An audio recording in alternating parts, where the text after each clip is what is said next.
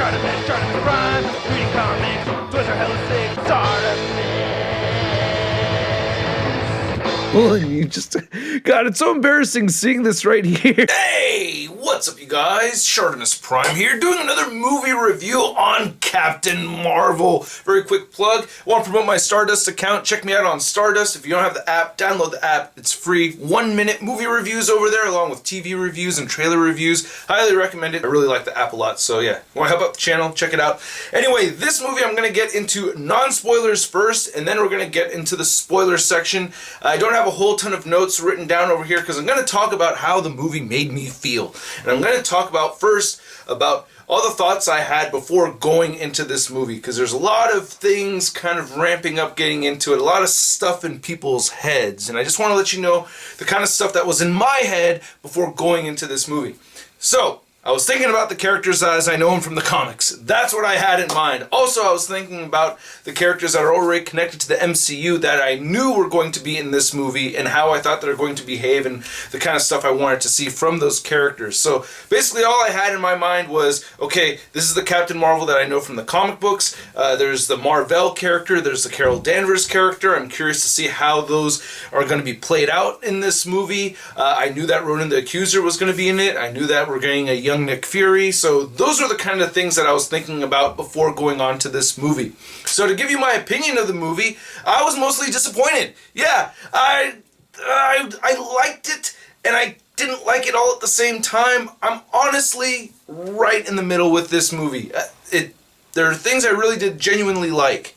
There's a whole bunch of stuff I really genuinely liked, and when I get into the spoiler section of this video, I'm going to discuss my short list of things that really did disappoint me a lot. So, I'm not going to see it again in the theater, but I will definitely buy it on Blu-ray. So for this non-spoiler section, that's where my attitude about this movie goes. Definitely not bad, okay? So definitely not bad. Definitely not great either. So it really lands right in the middle. Okay, on to, or for me anyway, it did. Now, on to the spoiler section. Stan Lee. Alright, so Stan Lee's the person that really stands out in this movie just right off the bat. We have that beautiful, that whole collage, or that whole mix of different Stan Lee appearances throughout the MCU, all the cameos. I thought that was really sweet. I liked that a lot. And it says, "Thank you, Stan," right at the very beginning, and I thought that was beautiful. Also, the cameo of Stan Lee was pretty interesting, because it was the first time we have a cameo of Stan Lee where we never see him actually speak on screen. You hear him speaking and rehearsing his lines off screen, but when we actually see his face, he just gives a big smile up to Carol Danvers, and that was very sweet, kind of creepy a little bit, but still, it was a nice little homage to Stan Lee, and I thought what was really cool about that is because we know that scene takes place in the 90s, that may have been Stan Lee rehearsing his lines for the movie Mallrats. Now, I didn't catch the text on what he was reading, but it definitely looked like a script, and I don't know if it said Mallrats on there or not, but that was his first film appearance. On to the characters themselves, talking about Captain Marvel, Carol Danvers over here. I thought the character was okay. Like, I thought she was fine. I didn't think she was, like, I didn't find her particularly dull. I didn't find her particularly boring. She kind of sat with me the same way as T'Challa did in Black Panther, where I felt like the things that were happening to Black Panther and around Black Panther were a little bit more interesting to me than Black Panther himself. Where similar kind of thing right here with Captain Marvel, I felt like everything happening around her was a little bit more interesting than her herself. But with this movie, it was very different because it really was about her. Now, one thing that I didn't really think about going into it is like a whole feminism kind of movement type movie. I didn't really get any of that type of vibe from this movie until the No Doubt song came on, and then I was like, oh great, we're listening to just a girl with her blasting away, shooting bad guys and stuff. Like, yeah, that's cute. I'm not a big fan of hearing alternative rock music in movies. I just don't think it works. I don't like really listening to the music that I grew up with in movies for some weird reason. I know it's just really weird. I shouldn't hate it. I grew up with this stuff, and a lot of those CDs I still have sitting around. I don't really listen to it that often anymore. Maybe because I kind of grew out of that era. It's not, my palate isn't necessarily accustomed to it anymore. But some of those songs, they still come on and I'm like, oh, okay, cool, you know, oh, Hole, damn, when was the last time I listened to Hole? Neat.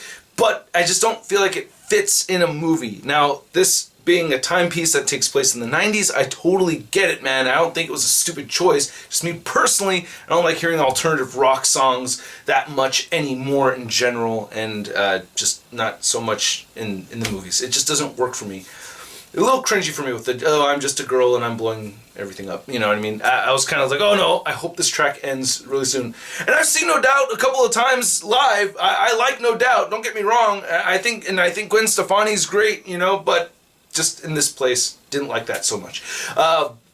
Carol Danvers, I feel like we could have gotten a little bit more emotion from her.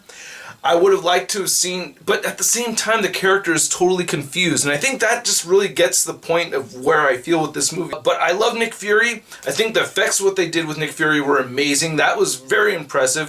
I feel like the movie could have used a lot more action, so I'm thinking maybe if they didn't put all that money into making Nick Fury looking that young, they would have had more special effects. But who knows? They may have not even needed to spend that much money on Samuel L. Jackson anyway. You know what I mean? Like, I don't know, just putting it out there. Black people and Asian people age very well, you know? So it may not have been that hard, but the Coulson looked really good too, though. So they're just getting better with that technology overall, I think, and that was cool to see. But the relationship of Carol Danvers and Nick Fury together, I thought that was very cool. I liked that. I liked the buddy cop kind of thing. I also really liked Goose. I thought the whole thing with Goose was awesome. There's shots there I was like, wow, that's panel for panel. That is crazy. Like, literally panel for panel in the movie. I thought that was a trip. The characters in the development of the Kree and the Skrulls, I thought that was very good. Talos was awesome. Not Talos, like all of us action figure reviewers said like a bunch of idiots. It's Talos. Unless you're a reviewer that called him Talos, hey, good on you, but I think most of us called him Talos instead.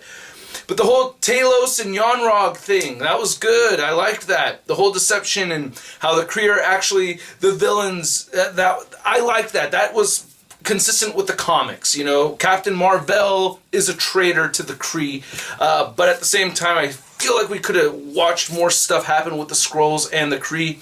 I would have liked to have seen a Skrull impersonate Captain Marvel. That never happens throughout the movie. I thought that was an obvious thing that we're going to see that we did not see. So that frustrated me. That's on my list of 3 things that bugged me about the movie, by the way. And then the other thing was that Ronan the Accuser did jack squat. He did nothing, man. What the hell? Ronan did nothing. He just stood there, just like how he did in the trailer. That was frustrating, so I didn't like that. And I just, again, just thought that there should have been a lot more action. It's like the movie kind of built up to this whole thing, and it's like, oh, the whole movie is a stepping stone. And I saw another movie reviewer say that this is a stepping stone movie, and yeah, it very much feels that way. I had the same feeling like after I'd seen Doctor Strange, where I'd watched the Doctor Strange movie, I was like, oh, I liked it, but damn, I wish there was a lot more Doctor Strange doing cool Doctor Strange stuff. I didn't see all the Doctor Strange stuff that I wanted to see. And same thing with this one, felt the same exact way. Didn't see all the Captain Marvel stuff that I'd wanted to see. So, we got a fairly weak Doctor Strange in Doctor Strange, and then we got an awesome Doctor Strange in Avengers Infinity Wars, and we got a fairly weak Captain Marvel in Captain Marvel, and then we're probably going to see an awesome Captain Marvel in Avengers Endgame. That's probably how this is going to go down. Gotta say, my favorite part of the movie was the end credits scene when we see her with the Avengers. When she shows up, she's standing face to face with Black Widow. I was like, ooh, that is sick. That's cool. I just geeked out off of that really hard, because Black Widow, very cool, strong character, but and as far as power levels go, she's down here, Captain Marvel's up here, and just seeing the two of them face to face, it's like these two girls got into a fight. These two women duked it out. Captain Marvel would just annihilate Black Widow in a second. Also, the very, very end post-credit scene, cute, you know, seeing Goose cough up the cosmic cube made sense. Solid, I liked it. It was entertaining. And then, last thing I wanted to talk about was the Supreme Intelligence. I like how they handled that. I'm glad they didn't go with the big, stupid, ugly, blah, blah, blah, blah, like Jabba face thing.